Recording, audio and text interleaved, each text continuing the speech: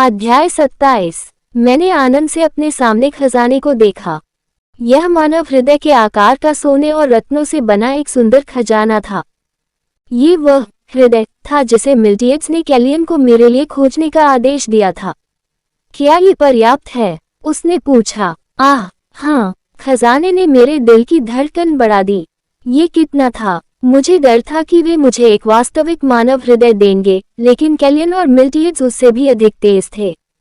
आप सर्वश्रेष्ठ हैं, मैं मुस्कुराया, और वे दोनों मुझे प्रसन्न करने पर गर्व महसूस कर रहे थे। मैं इसे अपने साथ अपने कमरे में वापस ले आया और जब लूसियाना ने आह भरी तो मैं इसकी प्रशंसा कर ही रहा था। आप किसी ऐसे व्यक्ति के लिए काफी उत्साहित हैं जिसे धर्मनिरपेक्ष लालच से प्रभावित नहीं होना चाहिए। लेकिन ये सुंदर है, मैंने बचाव किया। सुंदर चीजों के प्रति मेरी कमजोरी थी। सुंदरता ही दुनिया को बचाएगी। अच्छा ऐसा है, लूसियाना ने फिर आह भरी। ये पहली बार नहीं था जब उसने मुझे इस तरह देखा था, इसलिए मैं उलझन में था। तुम इस तरह आह क्यों भर रहे हो? मैं तुम्हारे बारे में चिंतित हूँ। क्यों? मुझे डर है कि तुम किसी ऐसे लड़के के प्यार में पड़ जाओगी जो वास्तव में उससे कहीं अधिक सामान्य दिखता है। मैं हंसा। इसका क्या मतलब है? मैंने उसकी टिप्पणी को नजरअंदाज करते हुए पूछा, लेकिन वह गंभीर थी। मैं गंभीर हूँ, संतेस। देखना, कितना गंभीर। उसने अप्रसन्न होकर कठोर दृष्टि से मेरी ओर देखा। अगर आप उनके झांसे में आ गए तो बहुत देर हो जाएगी और अंततः आपके सभी अंग निकाल दिए जाएंगे। क्या आप समझे? मैं उसकी डांट फटकार पर हंसा। फिर उसने अपने कूल्हे पर एक सख्त हाथ रखा। मैंने उसे गले लगाने के लिए खजाना नीचे रख दिया। ये ठीक है, लूसी। आपके लिए चिंता की कोई बात नहीं है। यह एक ऐसी चीज थी जिस पर मैं कसम खा सकता था। एकमात्र व्यक्ति जिसके प्रति मैं आकर्षित हुआ हूँ वह डैडी है। वह चुप हो गई। मुझे नहीं पता था कि मैंने उसे अवाक छोड़ दिया था या नहीं, लेकिन उसने मुंह बना लिया। संतेस, ये तो और भी बुरा है। मैं खिलखिलाकर उसे फिर से गले लगा लिया। हालांकि ये सच था, मैं अपनी सबसे अच्छी फैंगल जिंदगी जी रही थी। मैंने अपना गाल उसकी गर्दन के मोड़ पर रगड़ा। और तुम एक चीज के बारे में गलत हो, लूसी। क्या? सच्चे प्रशंसकों को अपना जीवन बर्बाद करने में शर्म नहीं आती। उन्हें वास्तव में इस पर गर्व है। असल में मेरा जीवन पहले ही बर्बाद हो चुका था। मैं अपने पसंदीदा चरित्र के कारण गड़बड़ हो गया था। यह एक फैंगल के लिए सम्मान के तमगे की तरह था। मुझे अपने आप पर बहुत गर्व है। हे भगवान सर्वशक्तिमान, मेरी आत्मसंतुष्ट संतुष्टि को देखकर लूसियाना ने अपना सिर अपने हाथों में पकड़ लिया। वह इतनी घाटे में थी कि वह केवल भगवान की ओर ही रुख कर सकती थी। सम्राट की वापसी पर महल में हलचल मच गई, विशेषकर कुलीन लोग जो उसका स्वागत करने के लिए बाहर आए थे। मानो उन्हें हथौड़े से पीटा गया हो। उनमें से अधिकांश अभी भी सदमे में थे और उन्हें ठीक होने की आवश्यकता थी। महामहिम छोटे बच्चों से बहुत नफरत करते थे। क्या उसने अपने आसपास के किसी बच्चे को नजरअंदाज नहीं किया? इसीलिए 13वां राजकुमार अभी भी राज्य में है। किसी ने भी जोर से कुछ नहीं कहा, लेकिन मिल्टियड्स बिल्कुल नए व्यक्ति की तरह लग रहे थे। मैंने जो देखा है वह पूरी तरह से पवित्र महिला पर मोहित हो गया है। यहाँ तक कि जिन लोगों ने अपनी दोनों आंखों से जो कुछ हुआ था उसे देखा, वे भी इस पर विश्वास नहीं कर सके, और उन लोगों को तो बिल्कुल भी विश्वास नहीं हुआ जिन्होंने केवल प्रत्यक्ष रूप से जो कुछ हुआ उसे सुना। फिर भी वे सभी एक ही निष्कर्ष पर पहुंचे, क्या महामहिम पागल हो रहे हैं? क्या ऐसा इसलिए नहीं है क्योंकि वो पवित्र महिला है? क्या आप नहीं जानते कि महामहिम पवित्र साम्राज्य के बारे में कैसा महसूस करते हैं? अगर उसका बस चले तो वह पोप को भी मार डालेगा, लेकिन वह पवित्र महिला है। वे अच्छी तरह जानते थे कि वह लोगों द्वारा बनाई गई नकली नहीं थी। अंतिम संत को प्रकट हुए 3000 वर्ष हो चुके थे। वे दुनिया भर में चमत्कार करने में सक्षम थे। फिर क्या ये कोई चमत्कार है? हर कोई उम्मीद से आश्चर्यचकित था। तभी कोई मुस्कुराया। उन्होंने कहा, या महामहिम को आखिरकार अपनी जिम्मेदारी का एहसास हो गया है। उसकी आंखों में चमक थी। क्या आपको नहीं लगता कि वह अंततः साम्राज्य के भविष्य के बारे में सोच रहा है? साम्राज्य का भविष्य? चूंकि अब उसका एक बच्चा है, इसलिए वह अब कुंवारा नहीं रहना चाहेगा। कुंवारा शब्द सुनते ही रईसों की आंखें चमक उठी। वे सभी शायद एक ही बात सोच रहे थे। क्या वे सभी मतिभ्रम कर रहे हैं? वाह वाह, शांत हो जाए, महामहिम, उस व्यक्ति को फुसलाया जिसने अभी अभी अपनी रिपोर्ट तैयार की थी, जिस कारण से हर कोई मिल्टीएड्स को बीमार और थका रहा था, वह मूर्खता के अलावा और कुछ नहीं था। वह शांत नहीं रह सका। उनकी वापसी को केवल 1 सप्ताह ही हुआ था और उस दौरान उन पर अचानक विवाह प्रस्तावों की बाढ़ आ गई थी। हर रात उसके शयन कक्ष में एक अलग महिला छिपी रहती थी। रईस उन्हें बस उसके पास भेजते रहे। क्या उनकी मृत्यु की इच्छा है? वह वास्तव में जानना चाहता था। अगर महारानी उनके परिवार से आती है तो इसमें शर्मिंदा होने की क्या बात है? उपस्थित एक अन्य व्यक्ति ने सुझाव दिया। उसकी नीली आंखें चमक रही थीं। अकिलियोस। अकिलियोस बर्फ जैसे सफेद बालों और मासूम चेहरे वाला एक अच्छा दिखने वाला व्यक्ति था।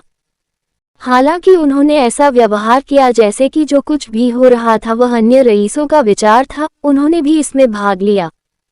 क्या इसीलिए तुमने एक औरत को मेरे पास भेजा? मिल्टीएड्स ने पूछा। और तुम्हारा चचेरा भाई भी कम नहीं। ठीक है, मैंने अपने पास मौजूद हर उपकरण का उपयोग करना सीख लिया है। क्या आपको नहीं लगता कि अगर कैटरीना महारानी बन गई तो हम दोनों को कुछ हासिल होगा? जबकि अकिलियोस वहां खड़ा था और मुस्कुरा रहा था, मिल्टीएड्स अपनी घृणा छिपा नहीं सके। मैं समझता हूं कि वे कहां से आ रहे हैं, अकिलियोस ने आगे कहा। एक ऐसे व्यक्ति के रूप में जो आपको सबसे अच्छी तरह से जानता है। मैं भी इस बात से आश्चर्यचकित था कि जब आप संत के साथ थे तो आपने कैसा व्यवहार किया था। दरअसल उसने सोचा कि अगर उसने दुनिया के सबसे क्रूर जानवर को पट्टे पर कैद देखा होता तो उसे कम आश्चर्य होता। किसने सोचा होगा कि आप एक पिता की भूमिका इतनी शांति से निभा सकते हैं? हालांकि उसे स्थिति का पता था, फिर भी वह सतर्क था। हालांकि वह इससे खुश भी था। उन्होंने अप्रत्याशित स्थितियों का आनंद लिया। उन्होंने अपनी बात खत्म करते हुए कहा, हर कोई कहता रहा कि आखिरकार तुमने प्यार करना सीख लिया। बकवास। मिल्टीएड्स की भयंकर बर्खास्तगी पर अकिलियोस मुस्कुराया। ठीक है, मुझे लगता है कि यह सच है। हालांकि अन्य लोगों ने अलग तरह से सोचा। एक शिकारी जिसने एक कमजोर स्थान का खुलासा किया वह आसान शिकार की तरह लग रहा था। अब जबकि एक कमजोरी प्रकट हो गई थी, कौन जानता था कि और कितनी होंगी। आपके पास पहले से ही अनगिनत महिलाएं हैं जो आपकी प्रशंसा करती हैं। मुझे लगता है कि और भी होंगी। मिल्टीएड्स ने कोई जवाब नहीं दिया।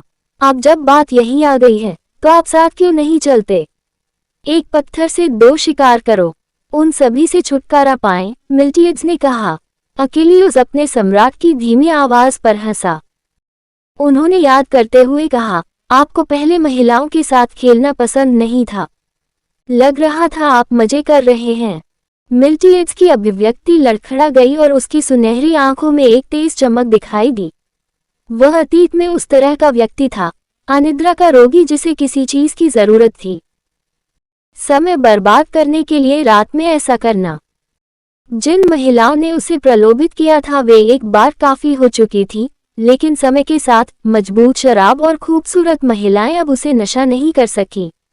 वैसे भी इससे पहले कि मैं उन्हें खुद मार डालूं, उन सभी से छुटकारा पा लो, उन्होंने चेतावनी दी।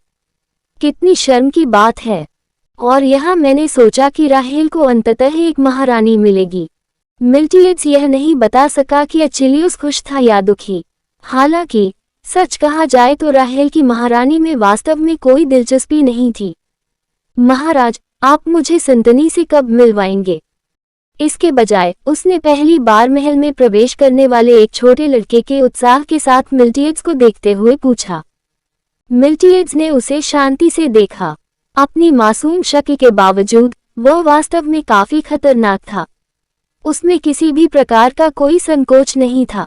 अमेलिया के निकट आने के विचार से मिल्टीएड्स की अभिव्यक्ति तुरंत कठोर हो गई। बंद करा दो, माफ करें, जब तुम मर जाओगे तो मैं तुम्हें मिलवाऊंगा। जैसे ही अकिलियोस ने प्रवेश की प्रक्रिया शुरू की, एक क्षण के लिए सन्नाटा छा गया। तभी उसका चेहरा उतर गया। महामहिम, आप सचमुच मुझसे कह रहे हैं, मर जाओ। मिल्टियड्स ने तीसरी बार दोहराया। अकेलियोस के सपने कुचल दिए गए। मेरे सामने रखे बक्सों के विशाल ढेर को देखकर मैं मूकभ्रम में अपनी आंखें झपकाने लगा।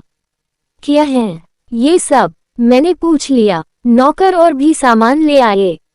मैं केवल कुछ पोशाकें, लबादे और औपचारिक वस्त्र आइटम लेकर आया था, लेकिन अब कोठरी शानदार पोशाकों से भरी हुई थी। और जैसे कि यह पर्याप्त नहीं था, जूते भी प्रदर्शन पर रखे गए थे। यहाँ तक कि टोपी और चश्मा भी थे, हालांकि मैं आमतौर पर उन्हें नहीं पहनता था। इससे भी बढ़कर पास में एक मखमली लाल गद्दे पर एक असाधारण रत्नजड़ित मुकुट रखा हुआ था, एक टियारा। मैंने पूछा। कमरे में कई अन्य वस्तुओं के बावजूद मेरी नजर तुरंत उस पर चली गई। ये देखकर आश्चर्य से चौड़ा हो गया कि हीरे कितने असामान्य रूप से चमक रहे थे। मैंने पहले इस प्रकार की चीजें केवल ऑनलाइन ही देखी हैं। अगर मैंने इसे बेच दिया तो मुझे कितना मिलेगा? मैं मंत्रमुग्ध होकर उसे देखता ही रह गया। इस बीच मिल्टियड्स का एक नौकर मुझे कुछ समझाने लगा। ये पिछली राजकुमारी रॉयल की तिजोरी से है, उन्होंने कहा। इस पर अभी तक आधिकारिक मुहर नहीं लगी है, लेकिन आप राहेल साम्राज्य की एकमात्र राजकुमारी हैं, इसलिए आपको इसे पहनने का अधिकार है। नौकर की गर्व भरी आवाज पर मैंने अपना सिर झुका लिया। क्या राहेल ने यह इसलिए भेजा कि उसने देखा कि मैं हृदय से कितना प्रसन्न हुआ? मेरी उदासीन प्रतिक्रिया पर नौकर की अभिव्यक्ति लड़खड़ा गई, लेकिन उसने अपना गला साफ किया और जारी रखा। महामहिम ने पहले ही हमें आपकी चीजों के लिए जगह बनाने का आदेश दे दिया है। नौकर ने मेरी तरफ देखा। ऐसा लग रहा था कि वह ये देखने का इंतजार कर रहा था कि मैं इस सब से संतुष्ट हूं या नहीं। मैंने चिंतन का थोड़ा सा शोर मचाया। मुझे ये सुनकर खुशी हुई कि वह मेरे लिए एक तिजोरी बनाना चाहता था और मैं सुंदर चीजों और गहनों से खुश थी। लेकिन क्या डैडी उस प्रकार के व्यक्ति हैं जो ध्यान आकर्षित करने के बदले पैसे दे देते हैं? नौकर का चेहरा उतर गया। ऐसा लग रहा था मानो मेरे सिर पर कील ठोक दी गई हो। कहानी समाप्त।